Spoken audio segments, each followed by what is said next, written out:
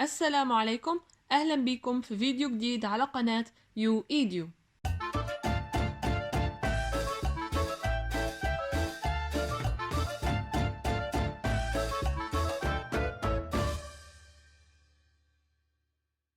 قبل ما نبدأ الفيديو ما تنساش تعمل لايك، شير، سبسكرايب، تضغط على جرس النوتيفيكيشنز وتكتب رأيك في الكومنتس. فيديو النهاردة في مادة الجنرال باثولوجي وتحديدا عن الكرونيك انفلاميشن. قبل كده عرفنا ان الانفلاميشن بينقسم لنوعين، acute inflammation و chronic inflammation. في فيديو النهاردة هنتكلم عن الكرونيك انفلاميشن بالتفصيل. يعني ايه chronic inflammation؟ الكرونيك انفلاميشن بيحصل كنتيجة لواحد من سببين، اما ان هو يأتي بعد acute inflammation it may follow acute inflammation، وده بسبب ان الاكيوت انفلاميشن اما ان هو fails to subside يعني فشل في ان هو يهدأ او فشل في انه يتم علاجه، او انه تم علاجه بالفعل ولكنه رجع مرة تانية فبنسميه secondary او recurrent inflammation، وده بيحصل بسبب persistent infection. persistent infection بيحصل عن طريق microorganisms صعب بالنسبة للجسم انه يقضي عليهم، زي الفيروسز والفنجاي والباراسايتس، ونوع من انواع البكتيريا وهو المايكوبكتيريا. المايكوبكتيريا هو من انواع البكتيريا اللي بتكون pathogenic for humans and animals، ومن امثلتها التوبركيلوسز. فعشان كده الاكيوت انفلاميشن في حال ما تعالجش ممكن يتطور ويتحول ل chronic inflammation. الحالة التانية اللي ممكن يحصل فيها chronic inflammation هو ان الانفلاميشن من البداية اصلا يكون chronic inflammation. It may start as chronic inflammation from the beginning، فبنسميه de novo، وده بيحصل في حالة hypersensitivity diseases زي autoimmune and allergic diseases. hypersensitivity diseases هو نوع من الأمراض اللي بيتم فيه تنشيط الجهاز المناعي بشكل مفرط وغير مناسب، وممكن يحصل كنتيجة للكرونيك انفلاميشن. في النوع الأول هو autoimmune diseases بيحصل immune reaction ضد self antigens، يعني antigens بتكون موجودة في الجسم بشكل طبيعي، وده بينتج عنه chronic inflammation و tissue damage.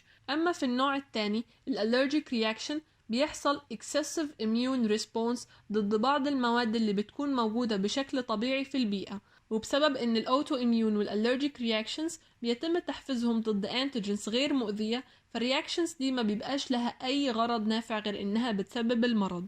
دلوقتي هنعمل comparison between الأكيوت والchronic inflammation. من حيث الأونست هنلاقي إن الأكيوت inflammation بيبقى sudden onset. sudden يعني بيحصل في خلال ثواني، أما الchronic inflammation فبيبقى gradual onset يعني بيستغرق أيام علشان يحصل. أما من حيث الduration هنلاقي إن الأكيوت inflammation بيبقى عنده short duration it lasts from hours to days، أما الchronic inflammation فبيبقى عنده long duration يعني it lasts from months to years.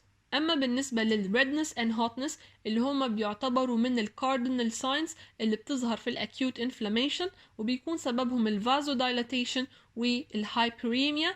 الhyperemia هي عبارة عن an excessive amount of blood in an organ or part، يعني بيبقى فيه كمية كبيرة من البلد في عضو معين أو في جزء معين من الجسم، فهنلاقي ان كل الكلام ده موجود في الاكيوت انفلاميشن ولكنه بيبقى absent في الكرونيك انفلاميشن.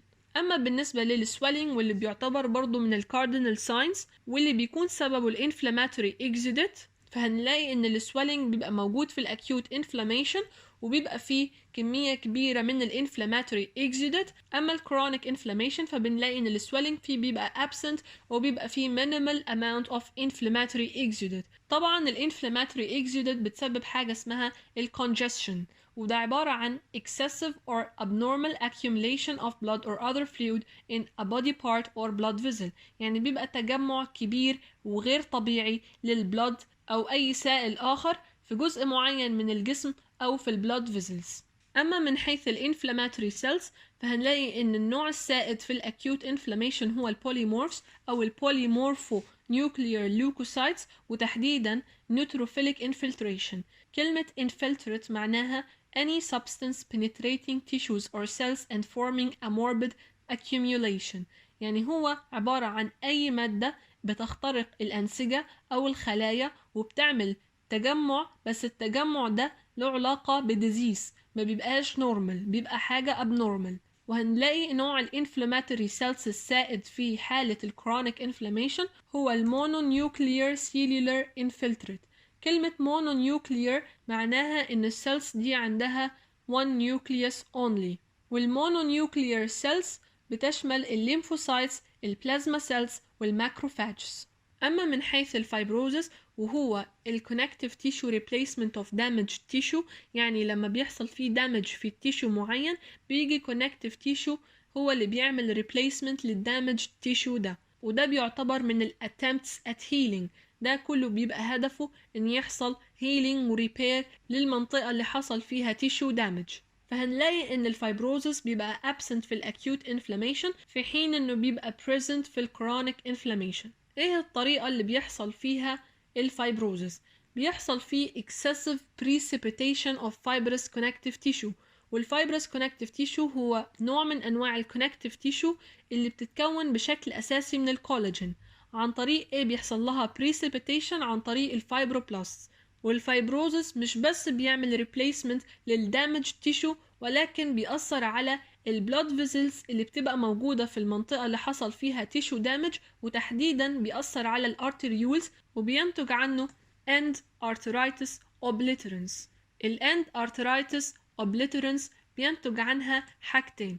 اول حاجة الوولز بتاعة الارتريولز بتصبح thick واليومن بتاعتها بتبقى narrow، يعني الارتريولز بيبقى عندها thick walls وبيبقى عندها narrow lumina. والاند arteritis obliterans بتحصل كنتيجة للسب انتمال فايبروزز.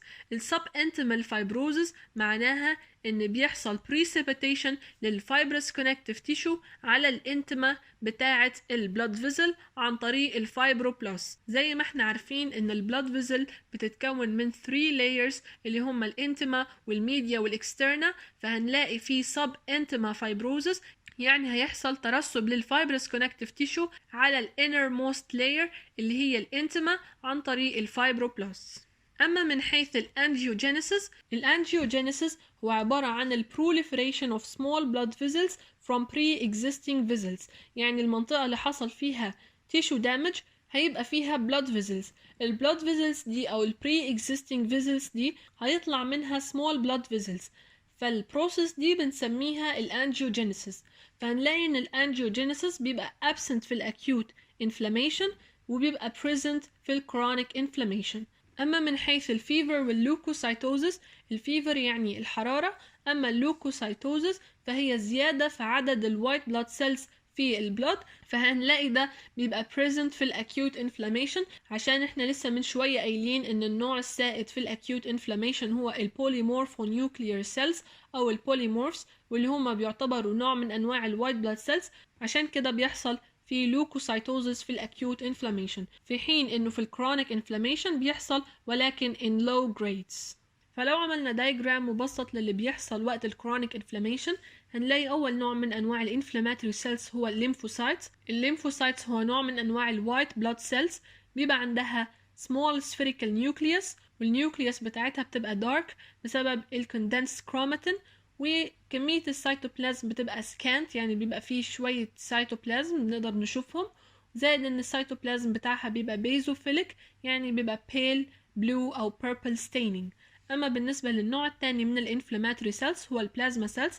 البلازما سيلز هي نوع من انواع الاميون سيلز اللي بتنتج large amounts of antibodies، بتنشأ او بتتطور من الاكتيفيتد بي ليمفوسايتس، يعني لما البي ليمفوسايتس يحصل لها اكتيفيشن بتديني البلازما سيلز. السيتوبلازم بتاعها بيبقى abundant وبيبقى بيزوفيليك، والنيوكليوس بتاعتها بتبقى اكسنتريك وبيبقى عندها هيتيروكروماتين. الهيتيروكروماتين اللي هو الكوندنسد كروماتين. الكوندنسد كروماتين ده بيبقى عنده ارينجمنت معينة، بيبقى مترتب في شكل كارت ويل او كلوك فيس ارينجمنت. النوع الثالث من انواع الكرونيك انفلاميشن هو الماكروفاجز او الهيستيوسايتس، وهو نوع من انواع الفاجوسايتس اللي وظيفتها ان هي بتعمل ديتكشن وانجلفمنت وديستروينج للفورين بوديز، وهي بتبقى عبارة عن لارج سيلز بتحتوي على central vesicular nucleus، والسيتوبلازم بتاعها بيبقى abundant وبيبقى pale، وغالبا بيبقى فيه vacuoles، بيبقى vacuolated. في نوع تاني من انواع السيلز بنلاقيه موجود وهو الجاينت سيلز، وهنتكلم عنه في السلايد اللي جاي. زائد بقى ان احنا بنشوف and arthritis obliterans زي ما قلنا عنه من شوية إن سببه الأساسي هو subintimal fibrosis إضافة إلى الفايبروزس اللي بيحصل عشان يعمل replacement للدامج tissue. الجاينت سيلز اللي احنا اتكلمنا عنها من شوية، كلمة جاينت سيل معناها خلية كبيرة بشكل استثنائي وبتبقى multinucleated يعني بتحتوي على several nuclei. الجاينت سيلز ممكن تتكون بطريقتين.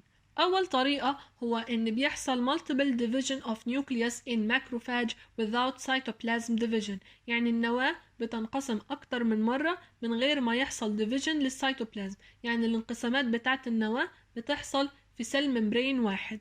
أو الطريقة التانية هو إنه بيحصل fusion of multiple macrophages يعني أكتر من ماكروفاج بيتحدوا مع بعض ويعملوا الجاينت سيل. الدايجرام اللي قدامنا ده هو عبارة عن chronic inflammation في اللنج.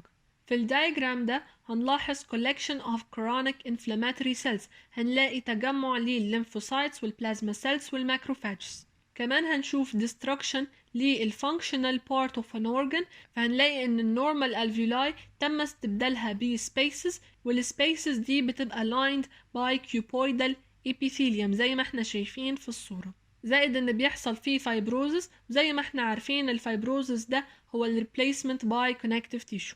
اما الصورة دي فبتوضح acute inflammation حاصل في اللنج، فهنشوف ان ال alveolar spaces بتبقى filled by polymorphonuclear leukocytes او النوتروفيلز زي ما احنا شايفين في الصورة. وهنلاقي كمان ان ال blood vessels ان ال alveolar septa بنلاقي ان حاصل فيها congestion يعني بتبقى filled with blood، وبيحصل فيها كمان الفازودايلاتيشن. بالنسبة للصورة بتاعة الكرونيك انفلاميشن ممكن يتكون فيها ليمفويد فوليكل شبه اللي بتبقى موجودة في الليمف نودز، وده بيتكون كنتيجة للكثافة العالية للليمفوسايتس في حالة الكرونيك انفلاميشن. الصورة دي بتوضح فايبروزس حاصل جوه السكين بيتكون من epidermis اللي بيبقى عبارة عن epithelial tissue، والديرمس اللي بيبقى عبارة عن connective tissue. فلما بيحصل فيه chronic inflammation في السكين ده بينتج عنه fibrosis بيحصل فيه الديرمس اللي هو ال connective tissue layer of the skin، واللي بيبقى عبارة عن excessive deposition of collagen جوه الطبقة بتاعة الديرمس بتاعة السكين.